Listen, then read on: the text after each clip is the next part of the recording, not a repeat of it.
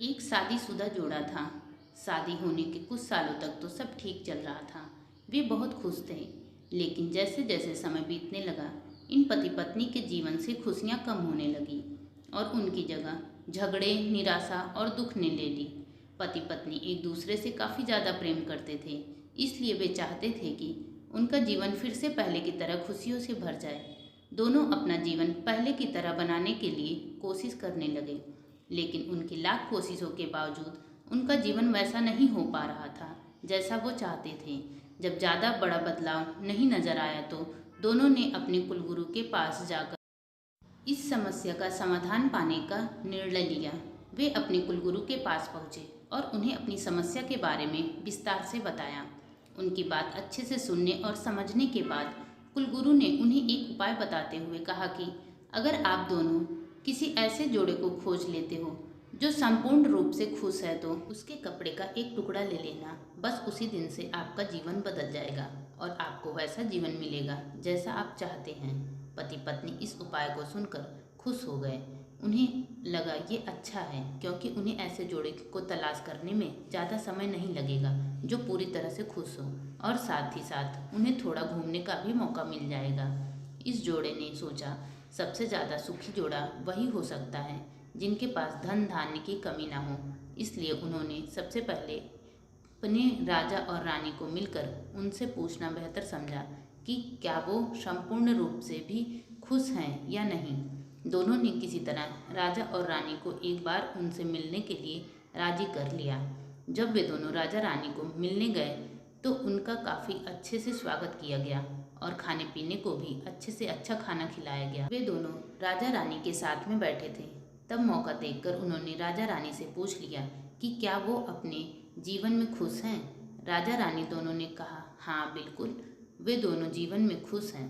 राजा रानी का जवाब सुनकर जोड़े को खुशी हुई, लेकिन फिर भी उन्होंने आगे बढ़कर पूछा, क्या आप दोनों पूरी तरह से खुश हो? यह सवाल सुनकर राजा रानी के चेहरे पर थोड़ी सी उदासी छा गई। राजा ने कहा, हालांकि भगवान ने हमें जीवन में हर वह वस्तु दी है जिसकी ज़रूरत होती है, या यूं कहूँ कि ज़रूरत से ज़्यादा ही दे दिया है, लेकिन एक संतान सुख अब तक हमें नसीब नहीं हुआ।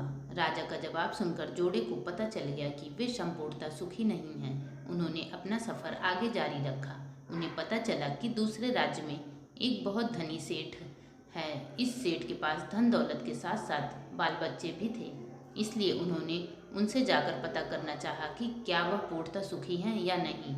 उनके घर पर एक दो दिन रहने के बाद यही सवाल उनसे पूछने पर सेठ और सेठानी का कहना था कि सब कुछ होते हुए भी वह पूर्ण रूप से सुखी नहीं है, क्योंकि उनके 4-5 बच्चों को संभालने में उनका पूरा वक्त चला जाता है और उन्हें अपने जीवन में बाकी सुख भोगने के लिए समय ही नहीं बचता।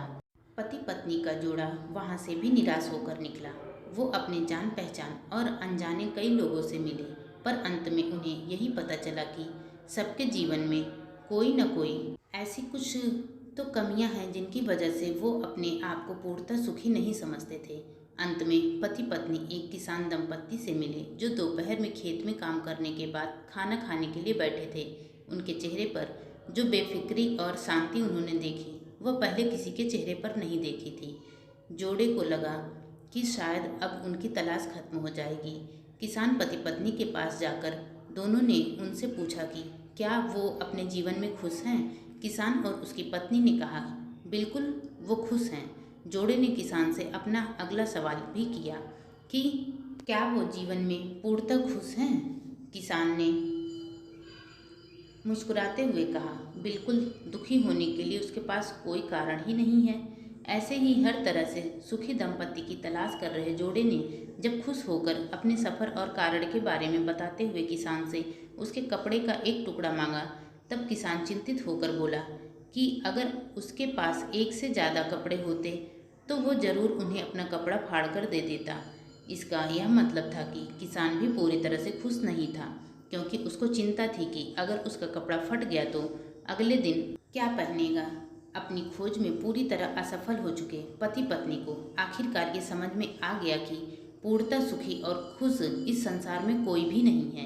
ये हमारे विचार ही होते हैं जो हमें किसी वस्तु को लेकर सुखी या दुखी, खुश या नाखुश करते हैं। जैसे कि संतान न होना किसी को दुखी करता है तो किसी को संतान है और वो शरारत करते हैं, ये विचार दुखी करते हैं। किसी को कम धन होना दुखी करता है तो किसी को ज़्यादा धन कोई चुरा न ले, ये विचार दुखी करते हैं। इस कहानी का निष्कर्ष आप ऐसे निकाल सकते हैं कि आप कितने खुश या सुखी हो सकते हैं, ये पूरी तरह आपके हाथों में है। आप जितना चीज़ों के या सिचुएशंस के प्रति सकारात्मक विचार रखते हैं, आप अपने आप को उतना ही सुखी और खुश करने में मदद करते हैं। दोस्तों, अगर आपको वीडियो पसंद आई हो तो प्लीज़ चैनल को सब्सक्राइब ज़रूर करिए। वीडियो को पूरा देखने के लिए बहुत बहुत धन्यवाद।